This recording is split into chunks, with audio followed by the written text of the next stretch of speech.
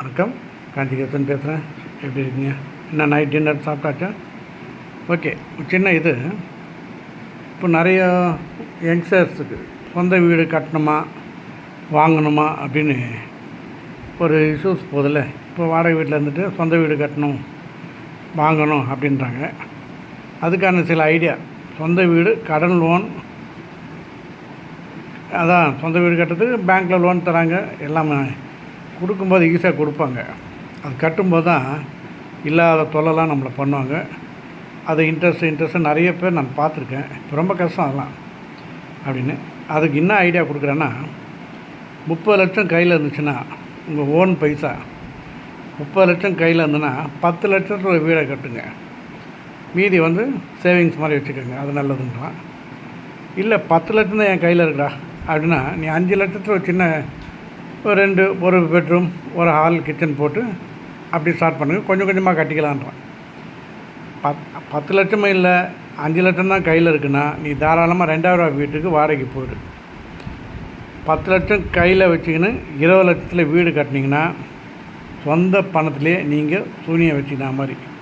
ரொம்ப கஷ்டம், முடியவே முடியாது. ஓகேங்களா? கடன் வாங்கி வீடே கட்டாதீங்க. லோன் வாங்கி அதுலேயும் கட்டவே கட்டாதீங்க. முன்ன மாதிரி இல்லை இப்போ லோன்லாம். பேங்க்கில் ஈஸியாக சொல்லுவாங்க, ஈஸி சார், அப்படி சார், இப்படி சார், 10 வருஷம் அடிச்சிடலான்னு. அடைக்கவே முடியாது. நீங்கள் பாட்டு கட்டிகிட்டே இருப்பீங்க. கேட்டால் அவன் இன்ட்ரெஸ்ட்டில் தான் போயின்னு இருக்குது, இன்னும் உங்கள் அசலே வரல அப்படின்பாங்க. ஒரு 30 லட்சம் கடன் வாங்கினா அது எப்படியும் ஒரு 55 லட்சத்துக்கிட்ட போய் நிற்கும் நீங்கள் கடன்லாம் அடைச்ச பிறகு. அதே மாதிரி 20 லட்சத்தில் ஒரு பணக்காரன் ஒருத்தன் வீடு கட்டியிருப்பான். யாரா ஒருத்தர் கட்டியிருந்தாங்கன்னா அவங்ககிட்ட போய் நீ 3000 வாடகை கொடுத்து ஜாலியாக இருக்கலாம், சந்தோஷமாக இருக்கலாம். அதேமாதிரி மற்றவங்க பேச்சை கேட்டு, வீட்டில் இருக்கிறவங்க பேச்சை கேட்டோம், இல்லை ஃப்ரெண்ட்ஸுங்களை பேச்சு கேட்டோம், இல்லை சொந்தக்காரங்க பேச்சை கேட்டோம், நீங்கள் வீடை வாங்கிட்டிங்கன்னா, தயவு செஞ்சு கடன் வாங்கி வீடை வாங்கிட்டிங்கன்னா நீங்கள் லோன் கட்டவே முடியாது. ஏன்னா சொல்கிறோம், அட்வைஸ் பண்ணிட்டு போயிடுவாங்க. மாட்டின்னு முழிக்கிறது நீங்கள் தான். இதை ஒரு இஷ்யூவில் படித்தேன், அதனால தான் சொல்கிறேன். ஓகேங்களா?